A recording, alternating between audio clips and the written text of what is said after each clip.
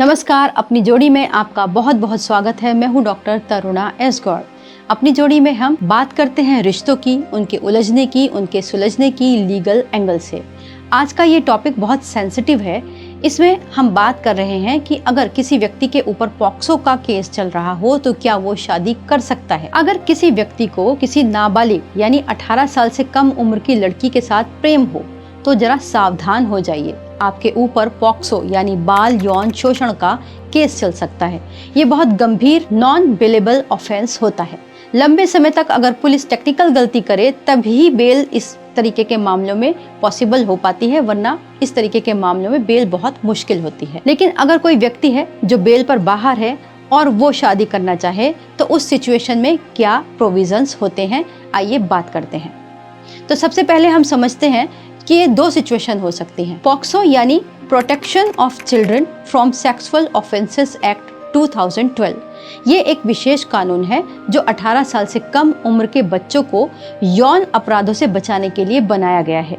इस कानून में चाइल्ड का मतलब 18 साल से कम उम्र का व्यक्ति है, चाहे लड़का हो या लड़की। सबसे इम्पॉर्टेंट बात यह है कि अगर लड़की नाबालिग है तो उसकी कंसेंट जो होती है इस कानून के तहत वो कंसेंट लीगल नहीं मानी जाती। यानी अगर लड़की सहमति से भी आपके साथ प्रेम कर रही है या फिर संबंध में है तो कानून उसको लीगल कंसेंट नहीं मानता और ये सेक्सुअल रिलेशनशिप यानी पॉक्सो के दायरे में आ सकता है। अब सवाल ये है कि अगर किसी व्यक्ति पर पॉक्सो का मामला चल रहा है तो क्या वो शादी कर सकता है। इसका जवाब दो सिचुएशंस में हम समझते हैं। पहली सिचुएशन है शादी उसी लड़की के साथ हो रही है जिसके परिवार ने पॉक्सो का मामला आपके ऊपर दर्ज करवाया।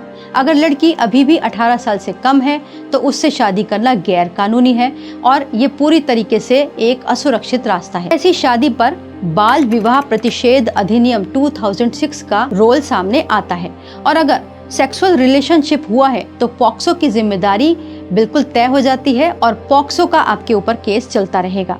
पॉक्सो में शादी का कोई ऑटोमेटिक बचाव नहीं है, यानी शादी हो गई इसीलिए केस खत्म नहीं हो सकता। ये बात कानून में सीधी तरह सही नहीं मानी जाती। अदालत ये देखेगी कि जिस वक्त घटना हुई उस वक्त लड़की की उम्र क्या थी, डॉक्यूमेंट्स क्या थे, बयान क्या थे, ये सब देखने के बाद तय किया जाएगा। अगर बाद में लड़की बालिग हो गई है और उसी लड़के से शादी कर ले तब भी पुराना आरोप अपने आप में खत्म नहीं होता। हालांकि ऐसे कई केस हुए हैं जिसमें शादी के बाद सजा को रद्द कर दिया गया, लेकिन बहुत सारे हाई कोर्ट्स ने ऐसा भी कहा है कि शादी कर लेने से पॉक्सो का मामला ऑटोमेटिक खत्म नहीं हो जाता। आपकी शादी चल सकती है लेकिन पॉक्सो का केस अपनी तरीके से चलेगा और उसी के अनुसार खत्म किया जाएगा।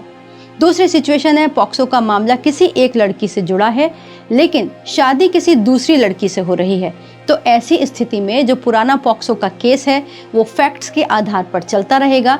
अगर दूसरी लड़की बालिग है और शादी कानूनी रूप से हो रही है तो केवल इस वजह से शादी नहीं रोकी जा सकती, नहीं तोड़ी जा सकती कि लड़के के ऊपर पॉक्सो का चार्ज लगा हुआ है। हाँ, लेकिन इतना जान कर रखिए कि पॉक्सो का जो पुराना केस है वो खत्म नहीं होगा। तो ये तो आपने जाना कि पॉक्सो अगर लगा है किसी व्यक्ति पर और वो बेल पर बाहर है या फिर वो पैरोल पर बाहर आकर शादी करना चाहता है तो वो कर सकता है। लेकिन पॉक्सो में होते क्या क्या एक्ट हैं, क्या क्या चीजें पॉक्सो के एक्ट में आती हैं वो भी समझ लीजिए। पॉक्सो सिर्फ रेप तक सीमित कानून नहीं है बल्कि बच्चे के खिलाफ कई प्रकार के जो सेक्सुअल ऑफेंसेस हैं उन सबको कवर किया जाता है।